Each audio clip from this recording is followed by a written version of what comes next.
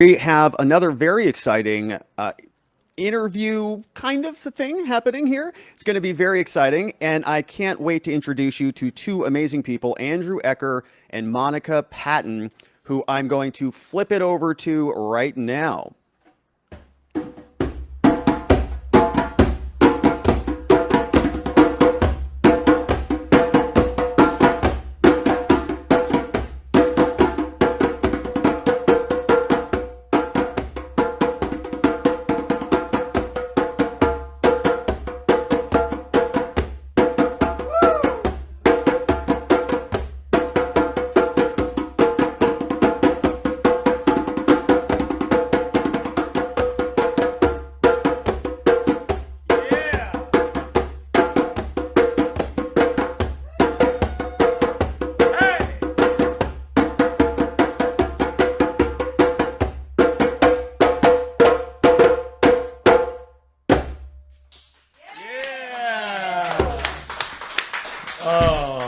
So excited to be here with our great friends, Eric's house, participating in this amazing opportunity to get the word out about drumming.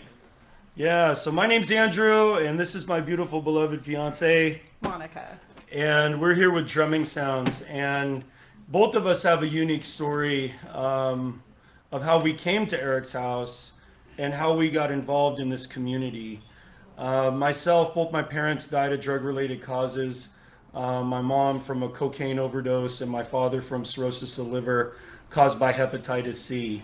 So myself, that experience growing up in that environment, it was one that really led me down a road of self-destruction. And subsequently, when I was about 18 years old, I found myself using heroin with my father. And in that place of distortion, in that place of addiction and self-medication, I would say, there was this real sense of grief and suffering that was a part of my life. It wasn't until a couple years later, when I was full-blown into my addiction, that I discovered the drum. And I was given an opportunity to participate in something called a drum circle. And a drum circle is it's an experience with drumming that's recreational. And these kids in Portland, Oregon, they invited me to this drum circle on top of Mount Tabor. And I went up there and I seen people laughing, I seen them singing, I seen them dancing, I seen them making music together.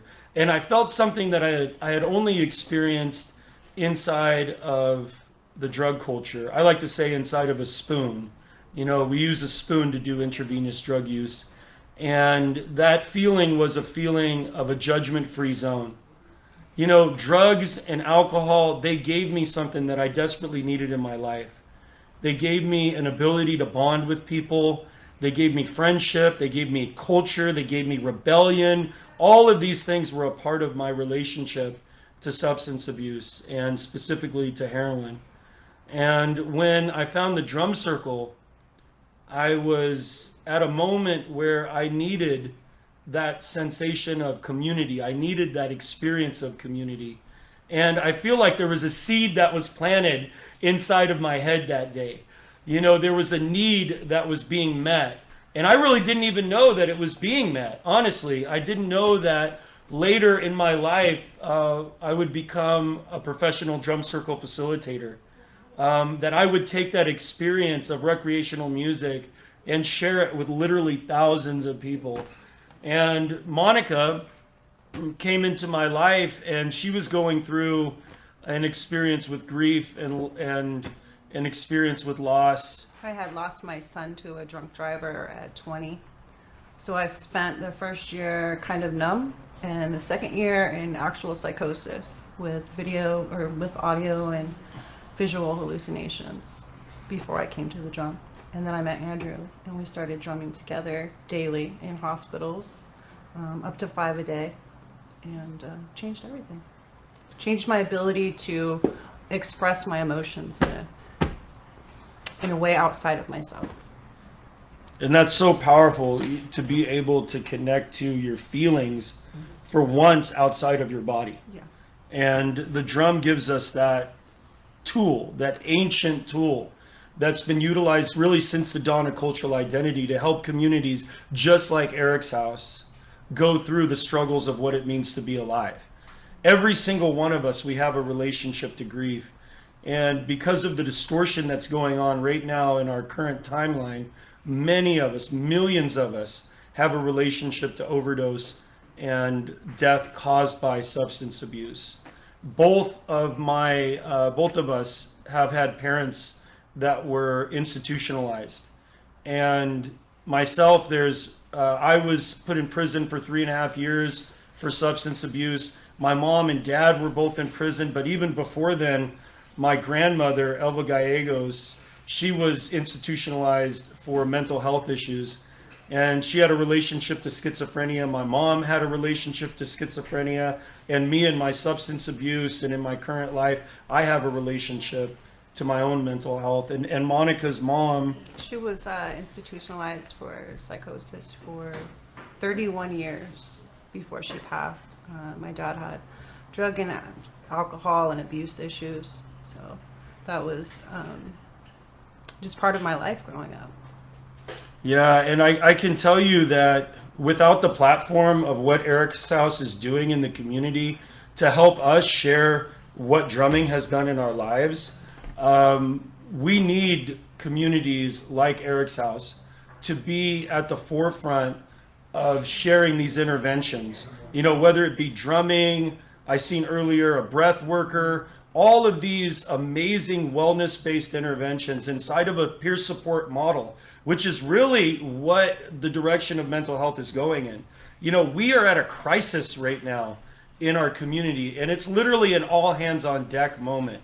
I mean, we all need to be aware. My grandfather was in the Navy, so when he used to wake me up in the morning, he used to say, hey, all hands on deck, right? This is like that maritime term that we all need to be available for service.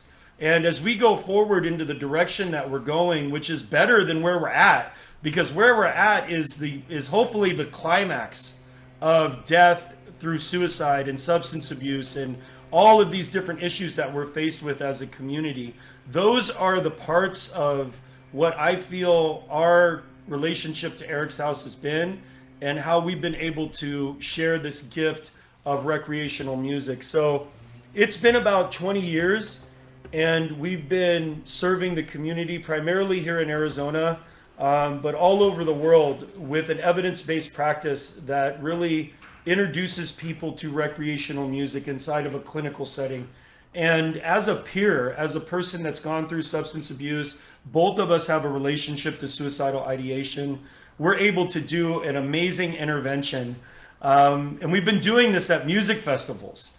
And it's just so amazing to see inside of the safety of a drum circle. So recently we were at a festival, and there was a young man that was there, and he had actually volunteered to work with us. And, you know, really good looking guy, like you would think, you know, 6'1", just great shape, young, vibrant person. And as we drummed, we were creating this safe container for people to sing and dance. And then we do what we just did, right? The break.